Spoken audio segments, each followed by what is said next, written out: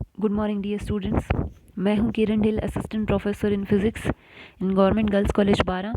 और आज का ये लेक्चर है about divergence in Cartesian coordinate. हमने प्रीवियस लेक्चर के अंदर हमने पढ़ा था कि डाइवर्जेंस क्या होता है, फ्लक्स क्या होता है, तो फ्लक्स पर यूनिट वॉल्यूम ही क्या होता है, डाइवर्जेंस होता है। आज हम उसको कार्टेशियन कोऑर्डिनेट्स के अंदर किस तरीके से लिख सकते हैं वो देखेंगे। अब मानिए कि हमारे पास एक वी वॉल्यूम वाला डी वी वॉल्यूम वाला एक आयताकार षटफलक है। ये यहाँ पे शो किया गया है। इस आयताकार षटफलक जो है, इसका केंद्र बिंदु जो है वो P है, और इस बिंदु पर कोई भी वेक्टर जो है ए वेक्टर है, उसके कंपोनेंट्स जो हैं A X I cap, A Y J cap and A Z K cap है। यानी कि सदिश जो है उसके घटकों के मान है A X A Y and A Z इस बिंदु P पर। ठीक है, तो ये जो आयताकार षटफलक है, इसकी लंबाई, चौड़ाई और ऊंचाई देखिए dx, ओके, और ये है dz और ये है dy। ये इसी तरीके से लिए गए हैं। जैसे ये इस दिशा में होगा तो वो dx लिया है, इसमें है तो dy और इसमें है तो dz लिया गया है। ओके, तो इसकी लंबाई, चौड़ाई और ऊंचाई dx dy dz है, और इसके सेंटर में कोई पॉइंट P है जिस पर वेक्टर क्वांटिटी का मान है ए। जो वेक्टर है उसके कोऑर्डिनेट्स हैं, यानी कि बिंदु P के कोऑर्डिनेट्स क्या हैं, A X A Y and A Z. Okay, ये बिंदु P के कोऑर्डिनेट है। तो हम लोग क्या करेंगे कि बिंदु P जो है उस पर x दिशा में सदिश क्षेत्र के घटक का मान क्या है, ए एक्स है, और उसके x दिशा में आगे परिवर्तन की दर क्या है, del A X by del X. तो यहाँ पर क्या है, जैसे मान लीजिए ये वाला जो, जैसे ये कोई पॉइंट P है, इसका x कोऑर्डिनेट यहाँ पे ए एक्स है, तो यहाँ से dx/2 सरफेस पे, dx/2 दूरी पे ये वाला पृष्ठ बना हुआ है, और यहाँ से पीछे dx/2 डिस्टेंस के अंदर ये वाला पृष्ठ बना हुआ है, ये बीच में पॉइंट P है। तो जैसे ये ए एक्स है, उसका ये वाली दिशा जो है वो है x। ठीक है, तो इसका x दिशा में परिवर्तन कितना होगा, del A X by del X. ये तो है पर यूनिट दूरी के साथ, और dx/2 दूरी के साथ कितना परिवर्तन होगा, तो इनटू dx/2। ओके, अब ये यहाँ पर इतनी दूरी, मतलब इस सरफेस पे जाने पर वेक्टर क्वांटिटी के x कंपोनेंट में इतना परिवर्तन आ जाएगा, और एक्चुअल वैल्यू क्या है बिंदु P पर, ए एक्स है। तो इस सरफेस पे वेक्टर क्वांटिटी का मान क्या हो जाएगा, ए एक्स प्लस इतना और बढ़ गया ना, del A X by del X into D X by 2। ठीक है, तो यहाँ पर जो पृष्ठ है एल क्यू आर एम, उस पर सदिश क्षेत्र के x घटक का मान क्या हो जाएगा, A X plus del A X by del X D X by 2 हो जाएगा। इसी तरीके से पीछे जो पृष्ठ है के टी एस एन, ये वाला पृष्ठ, ये माइनस डी एक्स बाई 2 दूरी पे है, मतलब जो सेंटर पॉइंट है, एक तो उससे आगे की दिशा प्लस डी एक्स बाई 2, और उससे पीछे चलना पड़ेगा अपोजिट डायरेक्शन में, तो उसको माइनस लेंगे। ओके, तो माइनस डी एक्स बाई 2 पे सदिश क्षेत्र का मान क्या हो जाएगा x घटक का, क्योंकि इतनी दूरी पे चलने पर परिवर्तन तो इतना ही आया, लेकिन क्या है मान में कमी आएगी, तो A X minus del A X by del X D X by 2। इसको आप ऐसे भी समझ सकते हो, जैसे यहाँ पे 5 किलोमीटर पे कोई व्यक्ति बैठा है, जिसका ये जो सेंटर पॉइंट है उससे 3 पीछे और 3 आगे मान क्या होगा, तो आगे तो 8 हो जाएगा, जुड़ जाएगा, और पीछे 2, ऐसे होएगा ना, कुछ इसी तरीके से। तो एल क्यू आर एम से निर्गत फ्लक्स क्या हो जाएगा, ये तो वेक्टर के मान आगे एल क्यू आर एम और के टी एस एन पृष्ठों के लिए। तो फ्लक्स क्या हो गया, फ्लक्स क्या होता है, ए वेक्टर डॉट डी ए। तो इन पृष्ठों के क्षेत्रफल क्या होंगे देख लेंगे। तो जो एल क्यू आर एम है, ये जो है वो है z में, और ये वाला जो है वो y में, तो इसका एरिया क्या हो जाएगा, डी वाई डी जेड, और इसका भी क्या हो जाएगा, डी वाई डी जेड हो जाएगा। तो एल क्यू आर एम से निर्गत flux vector quantity into D Y D Z. इसी तरीके से के टी एस एन से आगत फ्लक्स, तो vector into D Y D Z. तो षटफलक जो आयतन अल्पांश है उससे एक्स अक्ष के अनुदिश निर्गत फ्लक्स।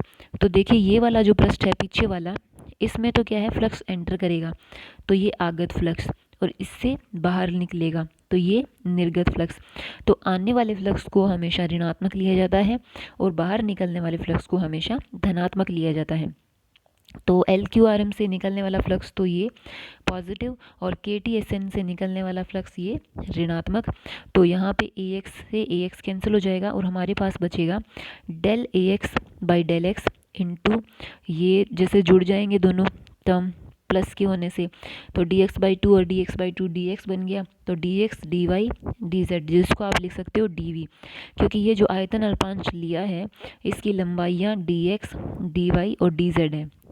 तो ये इसका आयतन हो गया dx dy dz, तो इसको लिख दिया dv, ये षटफल का आयतन है। तो इस प्रकार से x अक्ष के अनुदिश पृष्ठों से निर्गत फ्लक्स में हम लोग क्या करेंगे, जो बाहर निकलेगा फ्लक्स उसको धनात्मक और आने वाले फ्लक्स को ऋणात्मक लेंगे, ये बात हमें ध्यान रखनी है। इसी तरीके से जैसे हमने एक्स एक्सिस के अकॉर्डिंग या के कॉरस्पॉन्डिंग हमने फ्लक्स निकाला है, उसी तरीके से हम लोग वाई और जेड एक्स के अलोंग भी निकालेंगे। तो वाई एक्स के अलोंग जैसे ये पॉइंट सेंटर पॉइंट पे तो मान है ए वाई, और इससे डी वाई बाई टू और D Y by two distance पे दो पृष्ठ हैं, उन दोनों पृष्ठों पे वेक्टर क्वांटिटी देख लेंगे। जैसे ऊपर वाला पृष्ठ ये है और नीचे वाला पृष्ठ ये है, ओके। और जैसे दूरी के साथ कितना परिवर्तन आएगा, ठीक है, डी वाई बाई टू ये परिवर्तन आएगा ऊपर वाले पृष्ठ में भी और नीचे वाले पृष्ठ में भी, चेंज ये आएगा। और ऊपर वाले पृष्ठ पर पहुंचने पर तो मान ये हो जाएगा और नीचे वाले पृष्ठ पे मान ए वाई माइनस लग जाएगा, ठीक है, कम हो जाएगा। फिर उसी तरीके से जैसे हमने ऊपर किया है एक वाई अक्ष के अलोंग निर्गत कुल फ्लक्स का मान, तो कुल फ्लक्स के लिए हम लोग वाई एक्स के अलोंग देखेंगे। तो जैसे ये हमारे पास क्या आ जाएगा, del A Y over del Y into D Y होगा, और इनका साथ में एरिया लेंगे तो डी एक्स डी जेड आएगा और वो वापस वॉल्यूम में बदल जाएगा। तो वाई एक्स के अलोंग तो del A Y by del Y into D V. इसी तरीके से सिमिलैरिटी से जेड एक्स के अलोंग भी del A Z by del Z D V हो जाएगा। आप इनके एरिया देख सकते हैं, जैसे ये वाला है तो डी जेड है और ये वाला है तो डी एक्स है, तो इनका एरिया क्या हो जाएगा, डी एक्स और डी जेड, सरफेस की डायरेक्शन वाई डायरेक्शन है, ठीक है।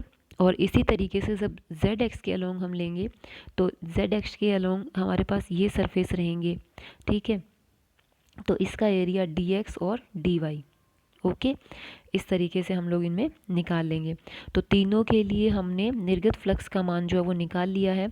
तो टोटल फ्लक्स हम लोग लिख लेते हैं। तो फॉर क्लोज्ड सरफेस ये बंद पृष्ठ है, del A X by del X into D V और del A Y by del Y D V, del A Z by del Z D V, okay. इनमें से डी वी को बाहर निकाल लिया। अब ये वाला जो है इसको हम लोग किस तरीके से लिख सकते हैं वो हम देखेंगे। पहले देखते हैं कि डेल डॉट ए क्या होता है।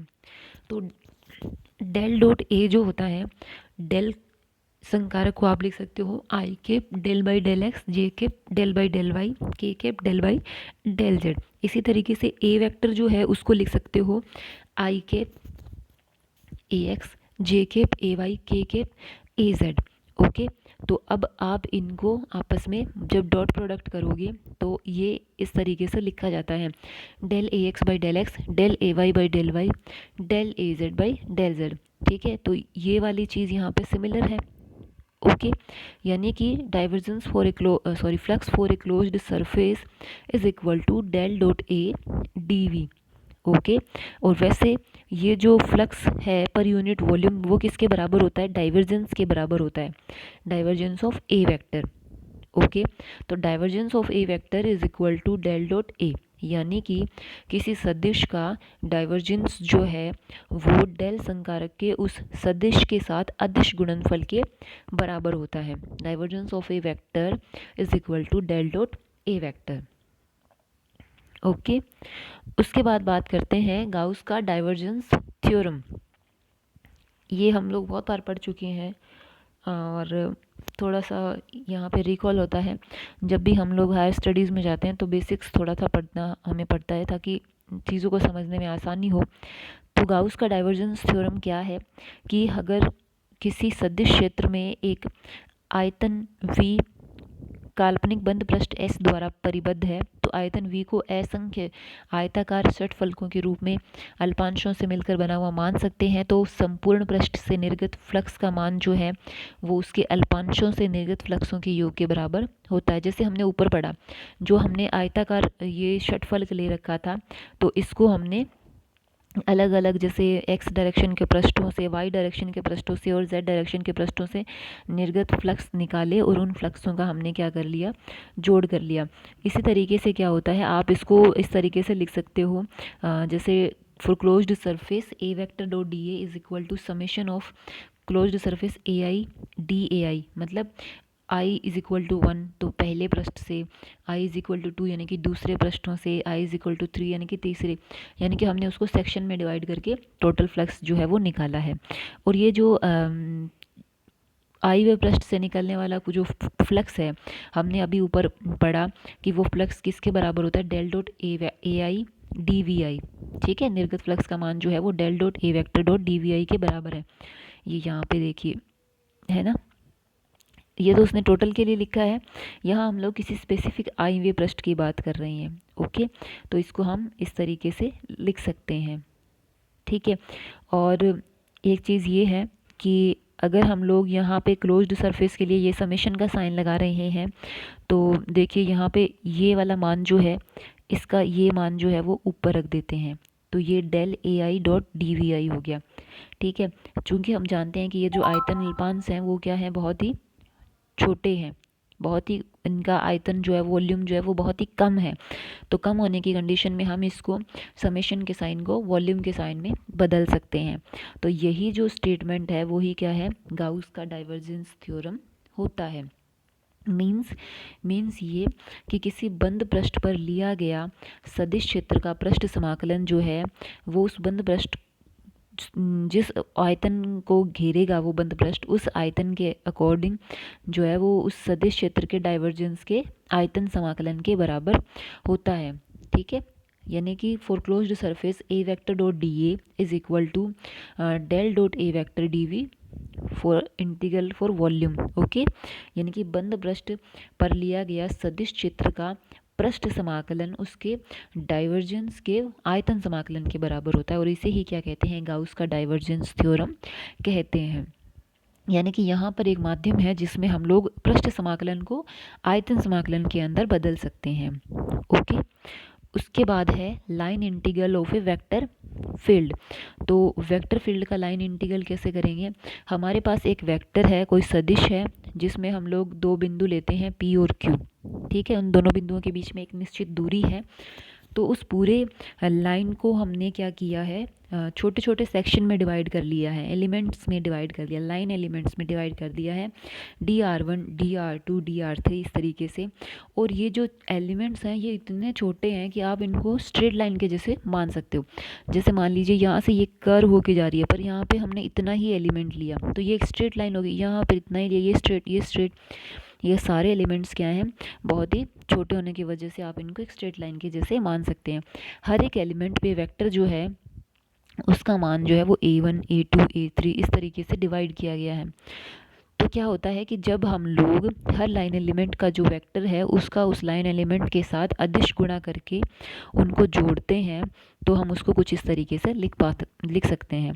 तो इसको आप एक साथ लिखेंगे तो summation P to Q A vector dot DR। अगर DR जो है वो ये लाइन एलिमेंट अगर बहुत ही छोटे हैं तो आप इसको कुछ इस तरीके से समेशन को आप इंटीग्रल में बदल सकते हैं, P से Q तक A वेक्टर डॉट DR। इसी को हम लोग क्या कहते हैं, line integral of a vector field. ठीक है, सदिश क्षेत्र का रेखा समाकलन कहते हैं। इस समाकलन को सदिश क्षेत्र का बिंदु P से Q तक रेखा समाकलन कहते हैं। ठीक है, बेसिक सा है, तो पढ़ना बच्चों इसको अच्छे से पूरे को। एक तो उसका डाइवर्जेंस थ्योरम इम्पॉर्टेंट है, साथ में ये कार्टेशियन कोऑर्डिनेट सिस्टम में डाइवर्जेंस किस तरीके से लिखा जाता है ये भी। तो कुछ भी समस्या आए तो पूछिए। खुश रहिए, स्वस्थ रहिए, अपना ख्याल रखिए और पढ़ाई करते रहिए। धन्यवाद।